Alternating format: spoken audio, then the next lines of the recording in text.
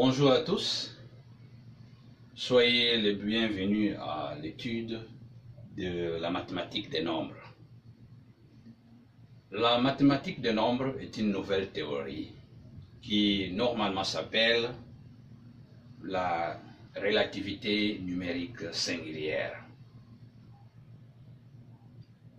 Je suis bien sûr le fondateur et je voudrais vous présenter cette nouvelle notion. C'est une nouvelle découverte que je voudrais partager avec tout le monde. Les nombres sont beaucoup utilisés, mais nous ne connaissons pas exactement ce qu'ils représentent. Nous les utilisons, mais nous ne les connaissons pas assez. Alors, je voudrais que aujourd'hui nous étudions ensemble la mécanique des nombres. Quand je dis mécanique des nombres, c'est-à-dire c'est une étude de la physique des nombres. Les nombres ont une propriété, nous permet de les étudier. Les nombres sont relatifs. Le mot relatif ne commence pas avec moi. Ce mot a existé et il a été beaucoup plus mentionné par Einstein. C'est cette même relativité que nous allons devoir exploiter utilisant les nombres. Pourquoi? Parce que les nombres sont flexibles. Aujourd'hui, je voudrais vous parler de l'illusion des nombres. Pourquoi? Parce que nous avons une certaine perception des nombres, mais cette perception n'est pas correcte. C'est la même chose que Einstein a fait il y a de cela plus d'un siècle. Il avait parlé de l'illusion du temps, parce que les gens avaient une certaine perception du temps qui n'était pas correcte. Alors, il est venu mettre tout au point et il a expliqué que les temps étaient relatifs, les temps variaient selon l'individu et selon l'emplacement. Alors, pour nous, ici, avec les nombres, nous allons devoir étudier cette illusion des nombres à cause de la mauvaise perception que nous nous faisons de la valeur des nombres. Je voudrais vous dire que la valeur des nombres est relative. Quand je dis ceci, je voudrais vous faire voir simplement ces 3 billets de la monnaie américaine. Nous avons ici 3 billets. Fondamentalement, ces 3 billets sont les mêmes. C'est les dollars. Mais, si je vous demandais de choisir les billets que vous aimeriez posséder, bien sûr, tout le monde va aller pour ce billet ici. Pourquoi? Parce que c'est 100 dollars. Alors, le nombre fait la différence entre les 3 billets. Celui-ci est seulement 20 dollars et l'autre est 1 dollar. Nous allons tous choisir ce billet de 100 dollars. Pourquoi? Parce que nous faisons l'image que ça c'est beaucoup d'argent. Beaucoup d'argent. Alors, comment nous voyons les nombres? Comment nous voyons les nombres? Nous voyons les nombres pas comme des blocs, mais comme de compilation des unités de 1. C'est-à-dire que quand vous avez un billet de 100 dollars, vous ne le voyez pas comme un billet, mais vous le voyez comme ceci. Voilà. Vous voyez cela comme un tas de billets de dollars, de 1 dollar. Alors vous pouvez même compter Voilà. Vous pouvez compter ici 1, 2, 3, 4, 5, 6, 7. Cette opération se passe dans votre mémoire sans que vous vous en apercevez. Vous comprenez? Ça se passe dans notre mémoire de cette manière-là. C'est pourquoi nous tous, nous choisissons le nombre 100. Pourquoi? Parce que le 100 nous donne beaucoup de possibilités. Si vous avez un billet de 100 $, vous pouvez faire beaucoup de choses. Plutôt que vous pouvez en faire avec 20 $ ou 1 $. Alors comment vous vous présentez 100 dans votre mémoire? 100 se passe comme 1, 2, 3, 4, 5, 6, 7, 99, 100. 20 se passe comme 1, 2, 3, 4, 5, 6, 7, 8, 9, 19, 20. Vous comprenez? C'est ça qui se passe dans notre tête. C'est pourquoi nous réalisons que 100, c'est beaucoup. Plus que 20. Plus que 1. Alors, à cause de cela, nous disons que la valeur d'un nombre dépend de tous les nombres en dessous de lui, ou de tous les nombres inférieurs à lui. C'est ce que je venais de mentionner tout à l'heure, que quand vous voyez 100, 100 signifie 1, 2, 3, 4, 5, 6, 7, 8, 9, 99, 100.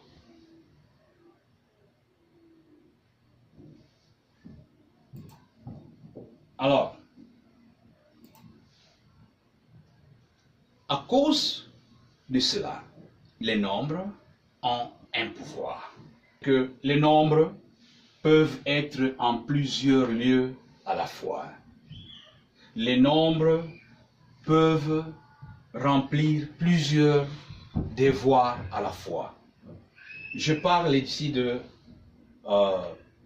multiprésence et de multiservice. Bon, le mot service ici, c'est le mot que j'ai trouvé plus proche parce que tous les mots que le dictionnaire m'a proposés ne pouvaient pas réellement faire ça. En anglais, c'était facile pour moi de trouver, mais en français, c'est un peu compliqué. Alors, j'ai trouvé que le mot le plus proche, c'est service, c'est-à-dire que quand vous avez un billet de 100 $, par exemple, ce billet va vous servir à acheter des articles. Alors, vous pouvez acheter tout article dont la valeur est 1 $, 2 $, 3 $, jusqu'à 100 $. C'est pourquoi 100 peut utiliser toutes les valeurs en dessous de lui pour accomplir des tâches. Je voudrais vous donner l'exemple de ce billet. L'exemple que, prenez ces 100 $, vous allez au magasin et vous achetez un cadeau pour quelqu'un à 12 $. Le reste d'argent que nous appelons l'échange sera 88 $. Ces 88 $ viendra sous forme de billets de 50, 20, 10, 5, 2, 1 $. Comme vous voyez bien, plusieurs tâches à la fois. Avec 100 $, vous pouvez vous acheter plusieurs articles. Considérez que ces billets sont en vos mains et que, après avoir acheté votre cadeau, vous vous promenez encore aux alentours et vous voulez vous acheter d'autres choses. Vous pouvez attribuer la responsabilité à 50$ d'acheter quelque chose, comme des chaussures. Vous pouvez utiliser les 20 ici pour vous acheter une robe. Les 10 peuvent servir pour acheter des gâteaux. Vous allez acheter des sardines avec 5$, avec 2$, des bonbons. Et ici, avec le 1$, vous achetez des biscuits. Tout ça, ce sont des tâches effectuées par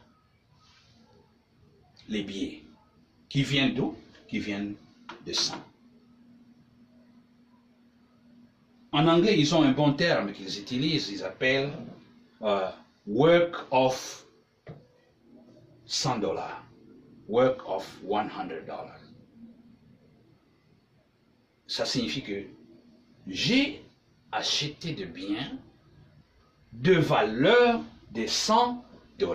Mais ces biens sont nombreux. Ça signifie que les $100 a accompli plusieurs tâches à la fois. Pourquoi? Parce que $100 peut se dépiécer.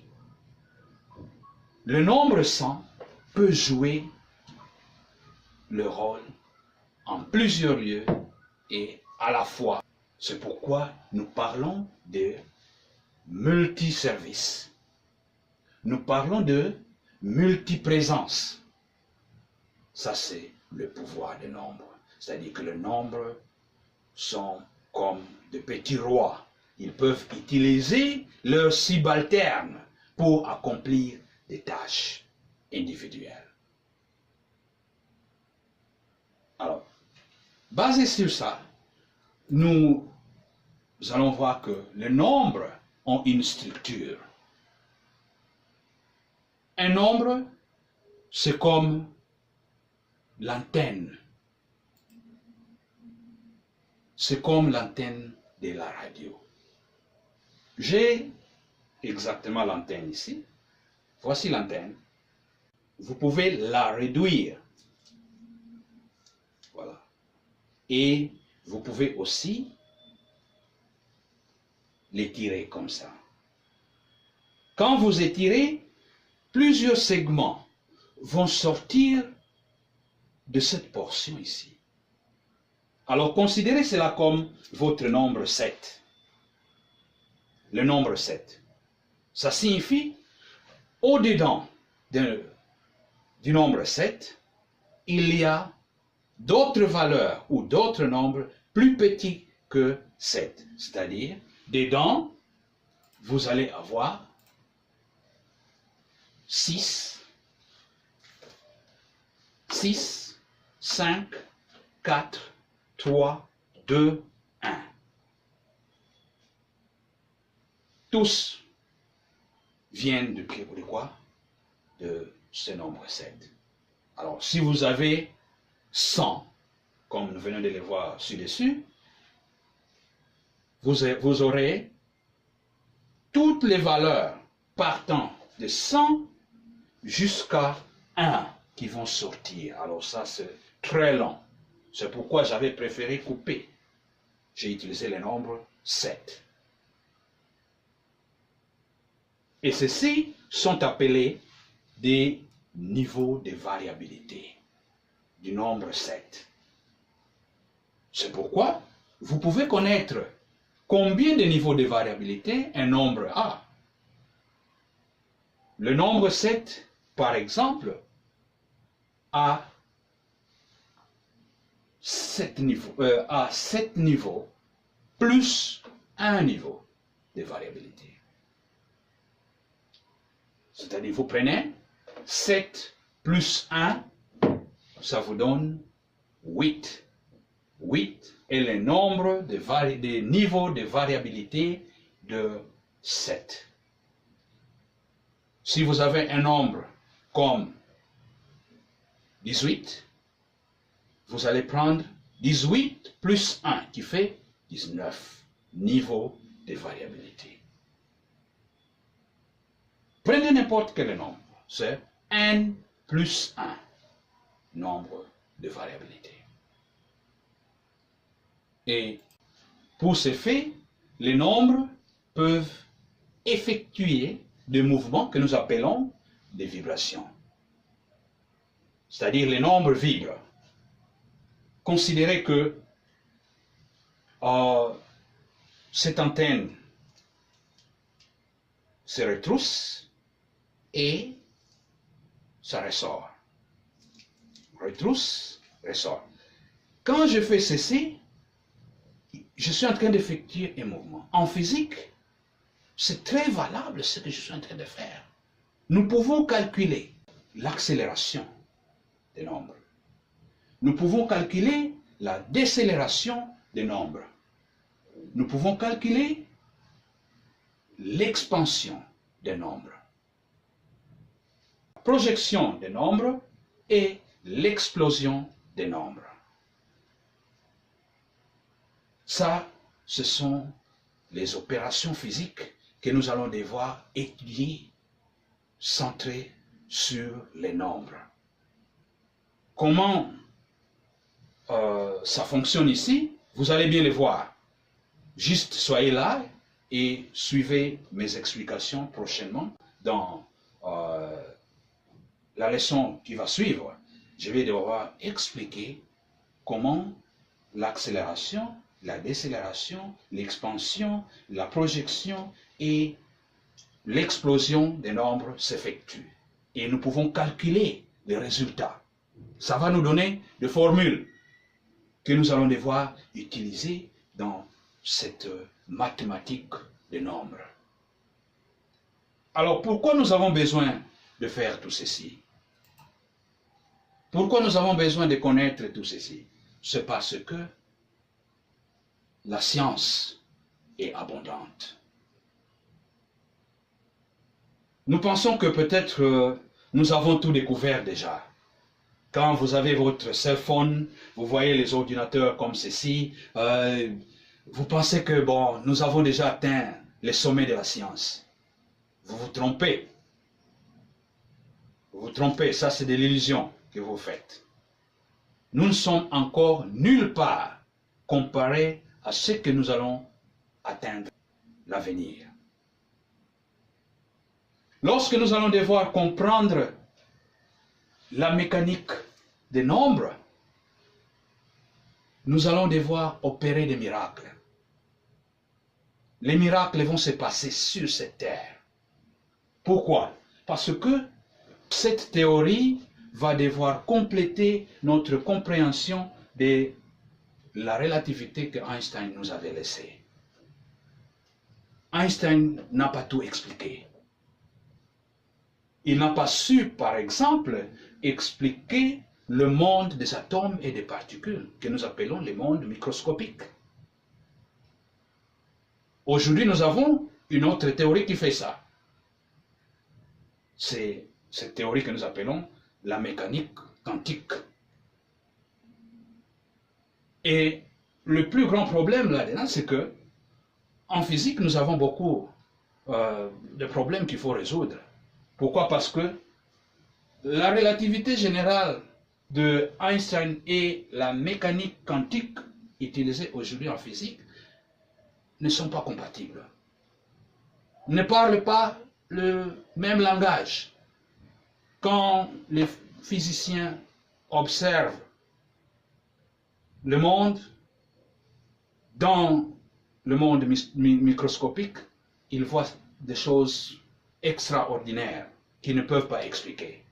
Alors, nous devons arriver à unir cela.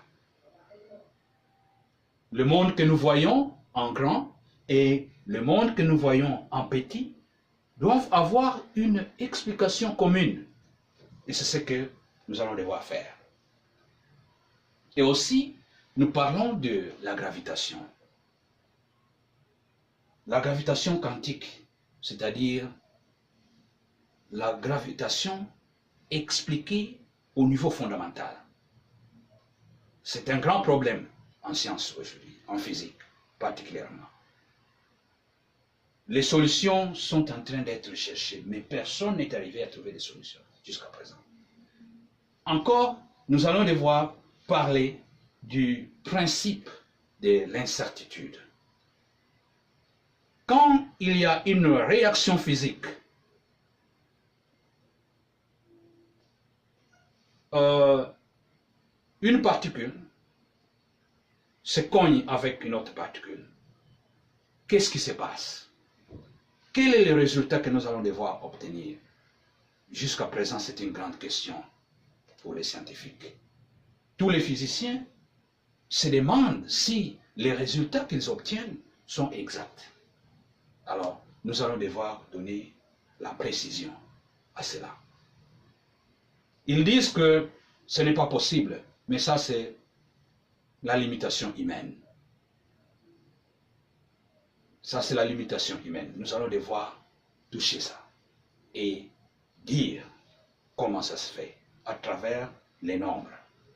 Et aussi, nous allons devoir étudier les trous noirs dans l'espace, expliquer le Big Bang et les singularités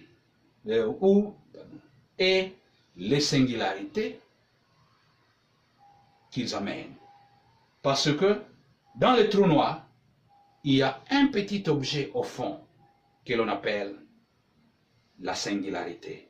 Mais personne ne connaît qu'est-ce que cette singularité, qu'est-ce que ça signifie, qu'est-ce que ça représente exactement. Il n'y a pas de réponse jusqu'aujourd'hui. Mais ici, nous allons devoir dévoiler. Tout ce que je vous conseillerais, c'est de suivre mes explications prochaines. Vous allez comprendre ce que la singularité représente. Aussi, il y a le problème de l'informatique. La science de l'information. Aujourd'hui, la science de l'information est en train de travailler sur un point spécial. Ils sont en train de parler de ce qu'on appelle l'intrigation des bits quantiques. Ah, ça dit quoi? Les bits quantiques, ce sont des bits d'information qui travaillent ensemble avec plusieurs options, plusieurs accomplissements à la fois. Mais jusqu'à présent, personne ne connaît comment réunir plusieurs bits d'information de cette manière-là pour les faire fonctionner ensemble. Nous allons devoir découvrir cela ici. Pourquoi? Parce que cette théorie va nous offrir ce que nous appelons la carte d'information universelle. À partir de cette carte d'information universelle, nous allons résoudre tous les problèmes de l'informatique. Je ne suis pas en train de blaguer. Je ne suis pas en train de parler dans le vide. Je suis en train de parler sur base de ce que j'ai. J'ai découvert et je voudrais donner au monde. C'est pourquoi j'encourage tout le monde qui m'écoute de pouvoir agir maintenant. Faites de votre mieux que ces messages partent à tous ceux qui peuvent aider. Je ne serai pas seul. J'ai besoin de la collaboration de tous les savants du monde entier pour que nous puissions accomplir ce que ces mathématiques nous apportent. Merci beaucoup.